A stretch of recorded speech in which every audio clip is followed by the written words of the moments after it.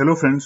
क्या आपके साथ कभी ऐसा हुआ है कि आपने एक स्टॉक बहुत कम प्राइस पे उठाया और बहुत अच्छे प्रॉफिट्स बनाए, कई गुना प्रॉफिट्स बनाए, मल्टी बैगर बन गया आपके लिए वो स्टॉक? आपने 10 रुपए का खरीदा, 40 रुपए का बेचा, 50 रुपए का बेचा, या कभी अनफॉर्चुनेटली ऐसा हुआ हो कि आपने एक भागते हुए स्टॉक को पकड़ लिया हो और बाद में आपको उसमें लॉस बुक करना पड़ गया हो?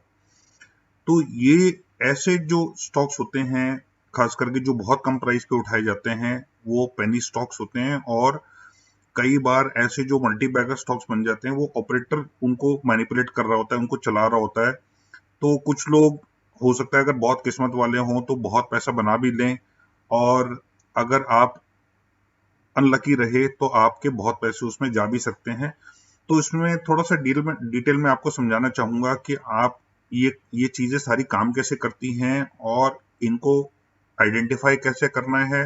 अगर पैसे बनाने के तरीके आपको समझने हैं तो पैसे बनाएं कैसे, और अगर आपके हाथ पहले जल चुके हैं और अगर आपको इनसे सावधानी बरतनी है तो सावधानी कैसे बरतें। तो ये वीडियो मैंने 3-4 स्टेप्स में बनाई हुई है। अगर आप पूरा देखेंगे तभी आपको समझ में आ पाएगी। इसमें मैंने चार्ट से भी समझाया हुआ है, ऑपरेटर काम कैसे करता है वो भी समझाया हुआ है, इन स्टॉक्स को आइडेंटिफाई करके इनसे अगर बचना चाहें तो कैसे बचा जा सकता है। तो ये सब सारी बातें मैं आपको डिटेल में बताऊंगा।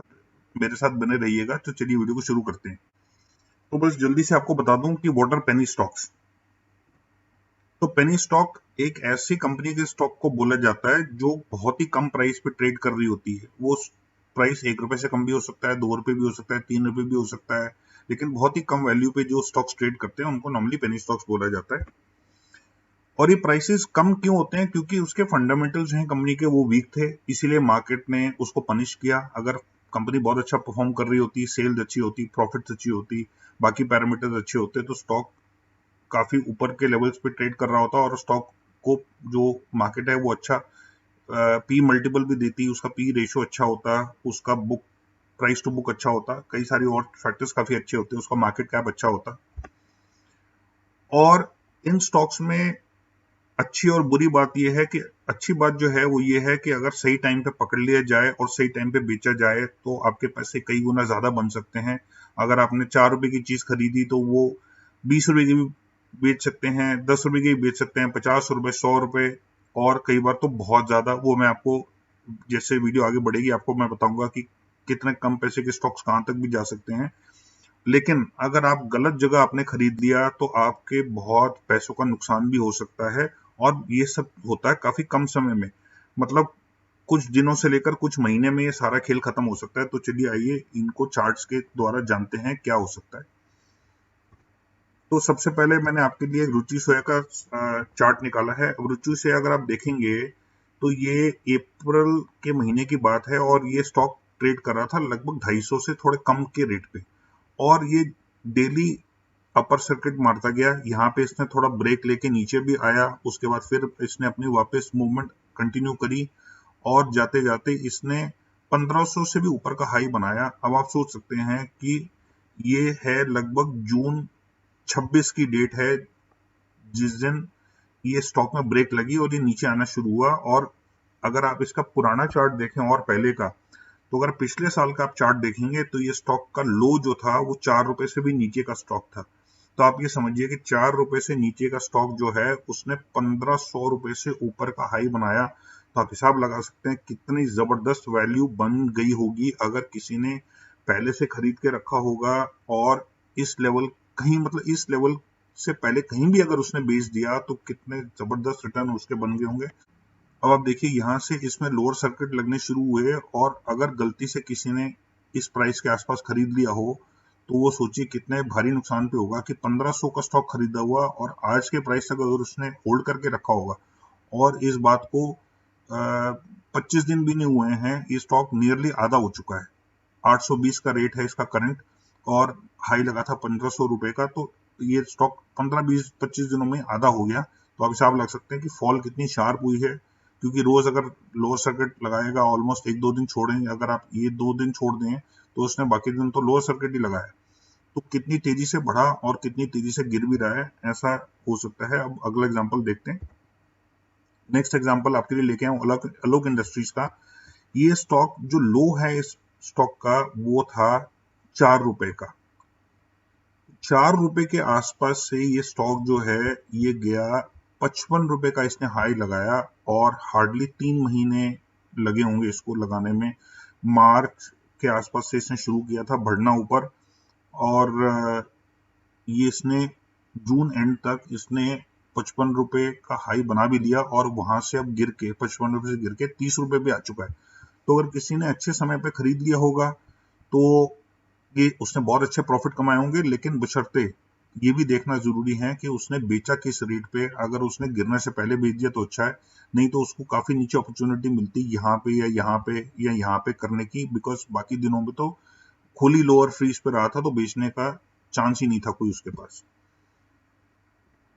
नेक्स्ट है सीसीएल इंटरनेशनल। अब ये स्टॉक बड़ा इंपॉर्टेंट है और बड़ा इंटरेस्टिंग है, और इसकी आपकी थोड़ी लर्निंग मिलेगी आपको इसको देख के। वो ये है कि आप यहाँ देखिए, ये स्टॉक इस चार्ट में यहाँ गिर रहा है, लोअर सर्किट रोज बना रहा है, उसके बाद यहाँ थोड़े दिन स्टेबल हुआ, फिर हल्का सा ऊपर उठना शुरू हुआ और यहाँ से उठता ही चला गया। और ये जो प्राइस है ये लगभग ₹2 का प्राइस है, मैंने देखा इसलिए आपको बता रहा हूँ। और ये अब लगभग ₹8 के आसपास ट्रेड कर रहा है, ₹7.25 तक। तो आप ये देखिए कि पैसे 2 महीने 3 महीने में ही ये पैसे इसने 4 गुना कर दिए। तो ये देखने में बड़ा अच्छा लगता है कि काश मैंने ₹2 के आसपास खरीद लिया होता तो मेरे पैसे 3 महीने के अंदर अंदर ही 4 गुना बढ़ जाते। ये देखने में बहुत अच्छा लगता है। लेकिन अब इसको थोड़ा सा मैं इसकी पिछली हिस्ट्री दिखाऊंगा तो आपको समझ में आ जाएगी कि मैं क्या कहने की कोशिश कर रहा हूँ। और इसमें आपको ये बताऊंगा इन स्टॉक्स को आइडेंटिफाई कैसे करना है और इनसे बचना कैसे है और ऑपरेटर कैसे काम करते हैं, तो एंड तक बने रहिएगा।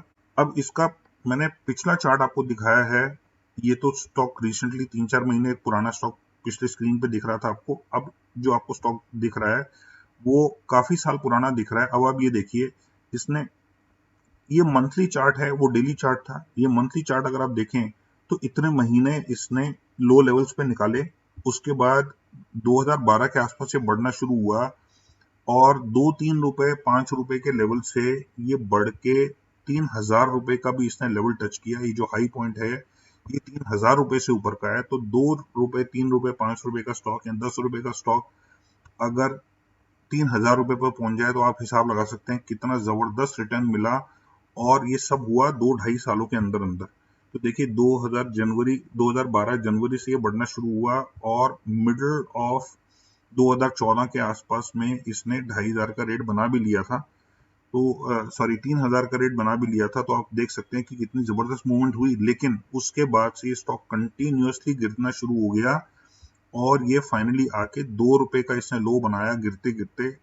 मतलब इस पूरे पीरियड में ये ऑलमोस्ट उठा ही नहीं है।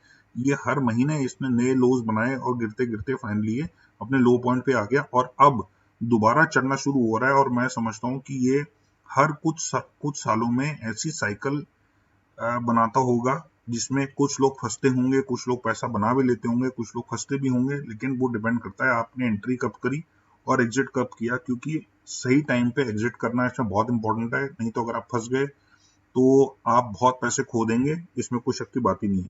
अब ये आपको समझा दूं ऑपरेटर काम कैसे करते हैं, उनका मोडस ऑपरेंडी होता क्या है और उनको आइडेंटिफाई, क्योंकि जब आपको पता चलेगा कि कोई चीज काम कैसे करती है तभी आप उसको ढंग से समझ पाएंगे और या तो पैसे बना पाएंगे या उसको अवॉइड कर पाएंगे ताकि आपको नुकसान ना हो। तो कई बार ऑपरेटर्स जो हैं वो प्रोमोटर्स के साथ भी काम करते हैं। कई बार प्रोमोटर्स ही उस घपलेबाजी में इन्वॉल्व भी होते हैं और कई बार कुछ और लोग भी इन्वॉल्व होते हैं, जिसमें कुछ और ब्रोकर्स हो सकते हैं, जिसमें कुछ और हस्तियां भी हो सकती हैं। तो ये सब मिलजुल के काम करते हैं बाकी रिटेल पब्लिक को बेवकूफ बनाने के लिए। और इनके पास लिक्विडिटी भी होती है और इनके पास स्टॉक्स भी होते हैं। जो प्रोमोटर्स होते हैं वो कई बार अपनी जो होल्डिंग है वही लेंड कर देते हैं ऑपरेटर को ताकि वो स्टॉक को मैनिपुलेट कर सके, और थोड़े पैसे भी दिए जाते हैं ऑपरेटर को ताकि वो स्टॉक को ऊपर बढ़ा सके या नीचे गिरा सके और खरीद सके, ताकि उसके पैसे होंगे तभी वो खरीद पाएगा। और गिराने के लिए ताकि लोग झटके में बेचना शुरू करें, अदरवाइज उसको डिलीवरी नहीं मिलेगी तो वो कैसे काम करेगा। और दूसरा ये काम किया जाता है ज्यादातर वीक स्टॉक्स पे और इलिक्विड स्टॉक्स पे। तो वीक और इलिक्विड स्टॉक्स में जनता का ध्यान बिल्कुल होता ही नहीं है, तो इसीलिए ऑपरेटर का काम करना उन स्टॉक्स में बड़ा आसान हो जाता है। कुछ मैंने ऐसे भी इंफॉर्मेशन देखी जिसमें बोला गया है कि बड़े बड़े स्टॉक्स को मैनिपुलेट किया गया और वो ऑपरेटर कर रहा था। तो बड़े स्टॉक्स को ऑपरेटर जो है वो मेरे हिसाब से तो हाथ नहीं लगाते, और उनको मैनिपुलेट करना उतना आसान भी नहीं होता, क्योंकि FIIs, DIIs और बड़ी सारी और हस्तियां काम कर रही होती हैं उन स्टॉक्स में, तो उन स्टॉक्स को मैनिपुलेट इतनी आसानी से किया नहीं जा सकता। तो ये काम ज्यादातर जो है ये छोटे स्टॉक्स में होता है, जिनकी तरफ पब्लिक का बिल्कुल ध्यान नहीं होता, और वो बहुत इलिक्विड स्टॉक्स होते हैं जिसमें ज्यादा ट्रेडिंग हो नहीं रही होती, और उनके फंडामेंटल्स भी काफी वीक होते हैं। तो जो सबसे पहली स्टेज होती है वो होती है एक्यूमुलेशन। एक्यूमुलेशन स्टेज में क्या होगा कि ऑपरेटर को जितना कम प्राइस में जितनी वैल्यू मिलती जाएगी, वो दिनों तक, कई दिनों तक, कई महीनों तक वो स्टॉक खरीदता रहेगा उसी प्राइस पे, थोड़े थोड़े प्राइस पे, ताकि एक बहुत अच्छी क्वांटिटी एक बहुत ही कम प्राइस पे उसको मिल जाए। और उसके बाद में जब वो भगाना शुरू करते हैं तो वो उतनी क्वांटिटी में नहीं खरीदते, बस उनको ये होता है कि रोज अपर फ्रीज लगाते रहें, ताकि वो स्टॉक डेली भागता रहे, और कभी ना कभी पब्लिक का इंटरेस्ट उसमें आ ही जाता है। तो नेक्स्ट स्टेज जो है वो है बहुत ही सडन और बहुत ही फास्ट अपवर्ड मूवमेंट उस स्टॉक के प्राइस की, और ऑलमोस्ट आप ऐसा देखेंगे हमेशा कि स्टॉक में डेली अपवर्ड फ्रीज लग रहा है, मतलब वो खुलता ही अब अपर फ्रीज पे है, उससे नीचे खुलता ही नहीं है। और इस पॉइंट ऑफ टाइम पे पब्लिक को ऐसा लगने लगता है कि यार ये कंपनी आज तक तो परफॉर्म कर नहीं रही थी, कुछ बहुत बड़ी, कुछ बहुत अच्छी न्यूज इसमें आने वाली है, तो चलिए हम भी फटाफट उसको खरीद लेते हैं, ताकि हम भी बहुत अच्छे, बहुत जबरदस्त पैसे बना पाए। और कई बार अगर कोई उसमें उस स्टॉक में न्यूज आएगी भी, तो वो न्यूज फेक न्यूज भी हो सकती है और मैनिपुलेटेड न्यूज भी हो सकती है। ये जरूरी नहीं है कि वो न्यूज जो है वो जेन्युइन हो, और कैसे चेक करना है कि वो न्यूज जेन्युइन है कि फेक है, वो भी आपको मैं जस्ट आगे बता रहा हूँ। तो इसको देखते रहिए।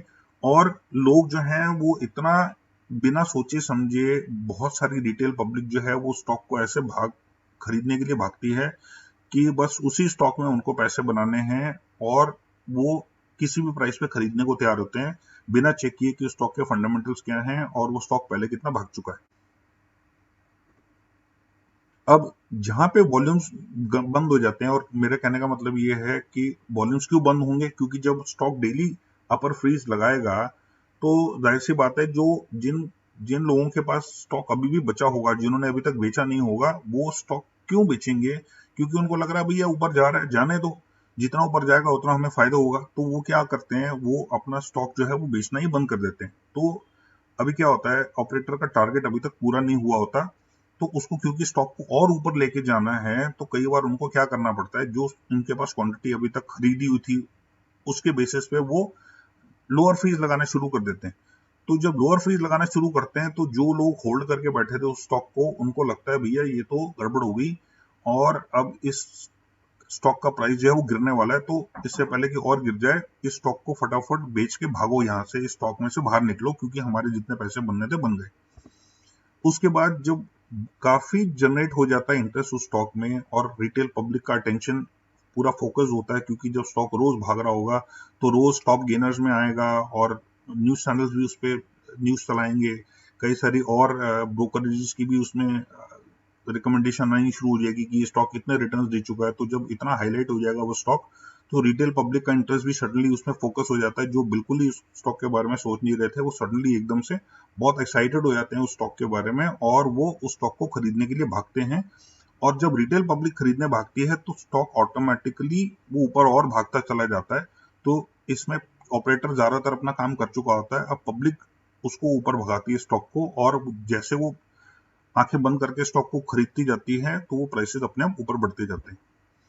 तो जब टारगेट प्राइस अचीव हो जाता है, मान लीजिए एक ऑपरेटर ने सोचा कि मैं स्टॉक को 10 रुपए पे खरीदूंगा और 50 पे बेचूंगा, तो जब 50 रुपए का प्राइस आ जाता है, उसके बाद क्योंकि ऑपरेटर ने बहुत बड़ी क्वांटिटी बहुत कम प्राइस पे एक्यूमुलेट कर दी थी, जैसे मैंने आपको बताया एक्यूमुलेशन स्टेज होती है, तो बहुत हैवी क्वांटिटीज में वो स्टॉक को ऑफलोड करना शुरू कर देता है।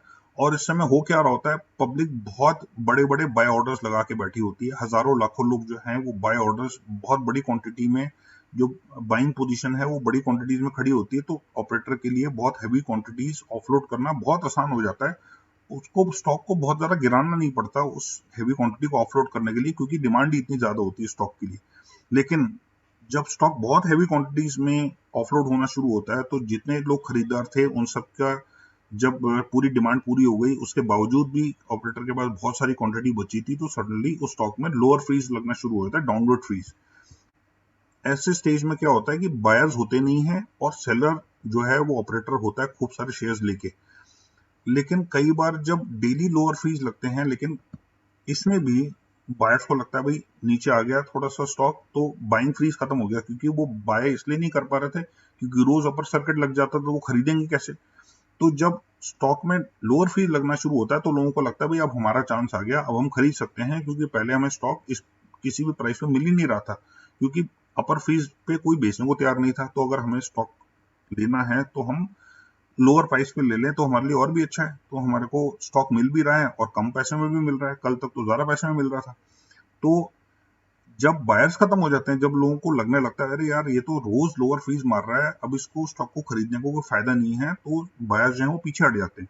तो ऐसे में अगर ऑपरेटर के पास और भी माल बचा हुआ है बेचने के लिए, तो वो क्या करता है, सडनली पब्लिक को धोखा देने के लिए वो स्टॉक को दोबारा खरीदना शुरू कर देता है। तो जब स्टॉक दोबारा अपर सर्किट मारने लगता है तो पब्लिक को लगता है अरे बाप रे, हमने तो बहुत बढ़िया अपॉर्चुनिटी मिस कर दी, हम तो बहुत अच्छे पैसे बना सकते थे, काश हमने कल खरीद लिया होता, काश हमने परसों खरीद लिया होता, वो रोज स्टॉक लोअर सर्किट मार रहा था, हमारे पास खरीदने की बहुत अच्छी अपॉर्चुनिटी थी। तो लोगों का जो इंटरेस्ट है वो दोबारा से रिवाइव होना शुरू हो जाता है और लोग दोबारा से उस स्टॉक को खरीदने के मूड में आ जाते हैं। और जैसे ही ऑपरेटर देखता है कि मेरे अलावा बायर्स और आ चुके हैं, उनका इंटरेस्ट जागृत हो चुका है, तो स्टॉक जो है दोबारा वो ऑफलोड करना शुरू कर देता है, जो भी क्वांटिटी उसके पास बची होती है, क्योंकि पब्लिक का इंटरेस्ट रीजनरेट हो चुका है उस स्टॉक को खरीदने में। और अल्टीमेटली स्टॉक जो है मोर और लेस उसी इनिशियल प्राइस पे आ जाता है जहां से कई महीनों या कई सालों पहले शुरू हुआ था, क्योंकि उस स्टॉक के फंडामेंटल्स में तो कोई चेंज आया ही नहीं। वो स्टॉक पहले भी वीक था, आज भी वीक है। तो जो स्टॉक का प्राइस होना चाहिए था 2 रुपए, 5 रुपए, 10 रुपए, उसी स्टॉक पे प्राइस वापस आ जाता है। क्यों? क्योंकि जो ऑपरेटर है उसने तो बहुत अच्छे पैसे बना लिए, अपने इन्वेस्टमेंट को 4-5 गुना कर लिया।